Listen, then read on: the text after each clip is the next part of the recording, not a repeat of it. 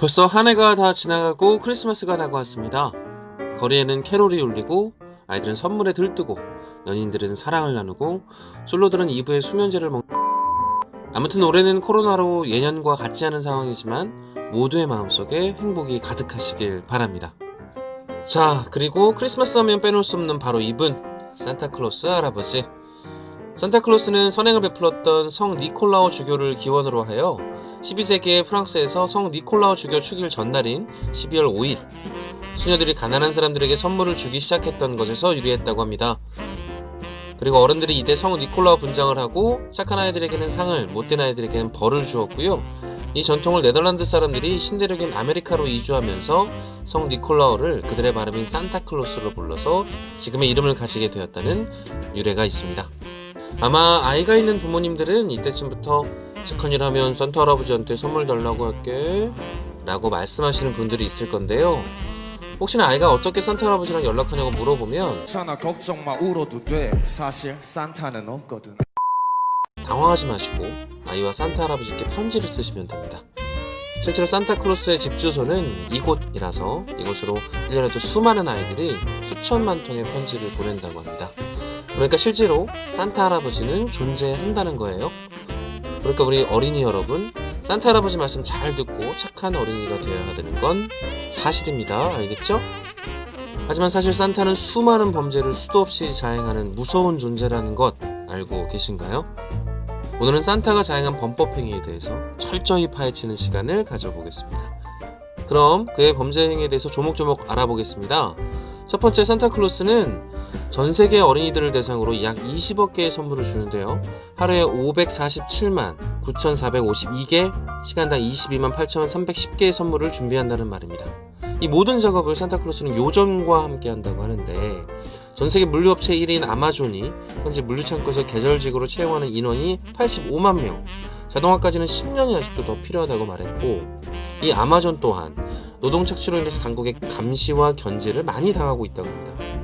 그럼 산타클로스 공장에는 이 이상의 요정들이 일하고 있다는 건데, 이는 심각한 노동력 착취, 근로계약서 작성, 연장이나 연차수당 미지급, 최저임금법 위반, 이런 불법적인 문제를 의심해보지 않을 수 없습니다.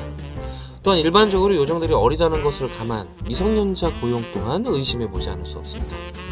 일단 우리나라 근로기준법에서 최저임금 위반만 해도 최저임금법 제6조 1항에 의거 3년 이하의 징역 또는 2천만원 이하의 벌금에 처한다고 하니 요정들의 처우 개선을 위해서도. 두 번째, 산타클로스의 썰매를 끄는 루돌프 또한 포획 및 사육이 금지된 동물인 것 아셨나요? 순록은 현재 멸종 위기종으로 온난화로 인해 1970년 이후 25%나 개체수가 줄어들어 전 세계의 보호종입니다. 가뜩이나 북극권에서 먹을 것이 줄어들어 굶주리고 야유어 죽어가고 있다는데 20억 개나 되는 선물을 배달하는 데 쓰는 썰매를 끌게 한다니 과연 산타의 인성이 의심되지 않을 수 없습니다. 심지어 법적으로도 우리나라에서는 야생동물 보호 및 관리에 관한 법률에 의거 5년 이하의 징역 또는 500만원 이상 3천만원 이하의 벌금에 처하고 상습범의 경우 7년 이하의 징역 5천만원 이하의 벌금을 부과한다고 하니 어서 빨리 이 사실을 루돌프에게 알려야. 세 번째, 썰매를 통한 배달 또한 항공안전법 위반 행위입니다. 산타 썰매는 실제로 북미 항공우주방위사령부에 등록되어 있는데요. 홈페이지에 들어가서 살펴보면 썰매 크기는 75 사탕 지팡이 150 롤리팝이라고 하는데 200g짜리 롤리팝을 검색해보면 그 크기는 대략 어른 하나 정도 들어갈 만한 한국의 가마 정도를 생각하면 될 것 같습니다.